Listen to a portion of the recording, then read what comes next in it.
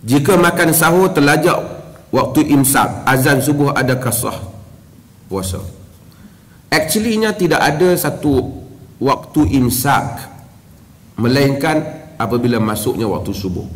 Walaupun kita tengok di kalender kadang-kadang dia tulis 10 minit sebelum masuk waktu subuh, tetapi actually-nya dalam hadis semua kata sehingga azan subuh. Sehingga azan subuh. Kulu washrabu hatta yatabayyana lakum al-khaytul abyad min al-khaytil aswad min al-fajr. Makan dan minumlah sehingga ternyata antara benang putih dan benang hitam daripada waktu fajar. Jadi selagi mana tak masuk waktu fajar, boleh makan dan minum. Sebab itu lagi orang tak azan, boleh minum. Cuma kadang-kadang tengah-tengah duk minum, orang azan. Katakanlah mazhab ulama-ulama ada dua pandangan dalam hal ini. Satu pandangan menyatakan bahawasanya kalau duk tengah makan, duk tengah minum, orang azan, stop. Satu pandangan kata kalau duk tengah minum, orang azan, perhabiskan yang rancawan. Kerana dalam hadis Abu Daud, Nabi kata, "Idza sami'a ahdukumul azan wa ina'ul fil yadihi falyaqdi hajatah." Jika kesata orang kamu mendengar azan dan bekas makanan masih ada di tangannya, Nabi kata sempurnakan hajatnya. Maksudnya selesaikan dulu. Berdasarkan hadis ni, maka sebahagian ahli hadis kata boleh makan sehingga habis. Habis hak lancawan tu lah, bukan pergi cedok baru lah.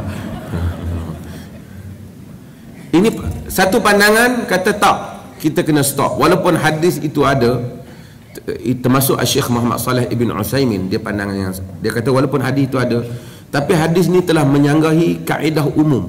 Maksudnya hadis bila dia syaz, dia ganjil, dia orang tidak consider sahih, dia anggap mungkin rawi ada kesilapan. Dia kata kerana kaedah semua hadis kata sehingga azan. Jadi lagi tak azan, sehingga azan, apabila azan kena stop. Hadis ni macam kata bila azan pun boleh continue lagi untuk habiskan yang itu. Jadi mereka kata no, bila azan you have to stop. Tapi pendapat yang kedua kata no, kalau azan memang kita have to stop, kita tak boleh tambah. Ini bukan menyanggahi riwayat, menyanggahi hadis yang lain dari ayat Quran. Ini khusus untuk orang yang sedang suap makanan. Kan, jadi kalau tanya saya, kalau orang azan makanan di sedang minum, anda ada dua pilihan, anda boleh stop, ataupun kalau anda habiskan yang mana baki saja. Tapi kalau minum jam, janganlah. Habiskan yang baki itu dengan kadar tegukkan kita dan stop. Jadi boleh tak teruskan puasa? Anda boleh teruskan puasa dan puasa anda sah.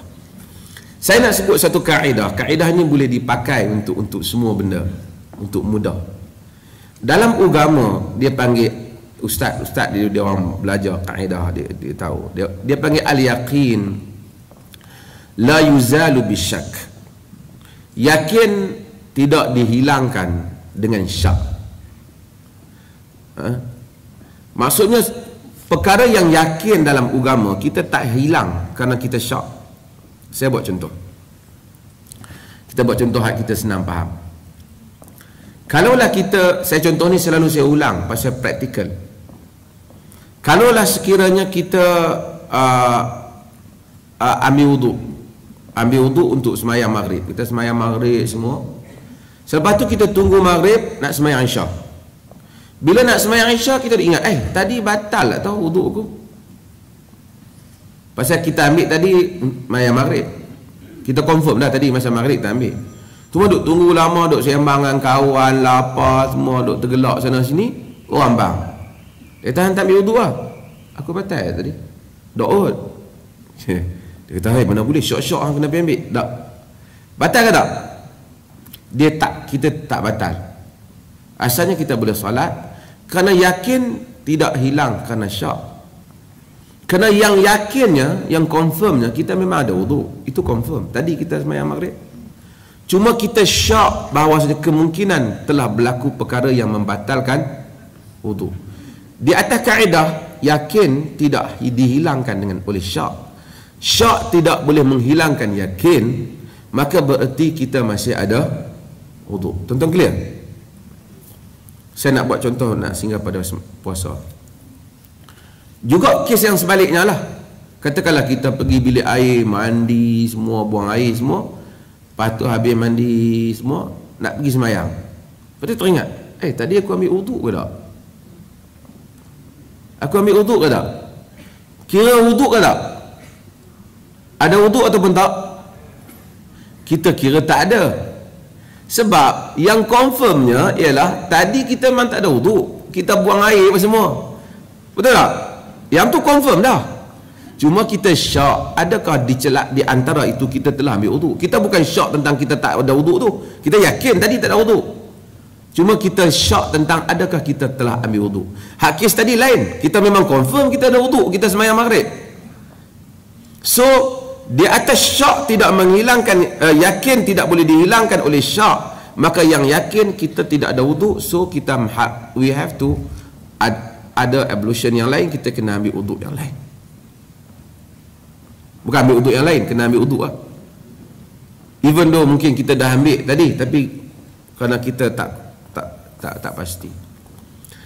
Bila kita puasa kita sah dengan yakin.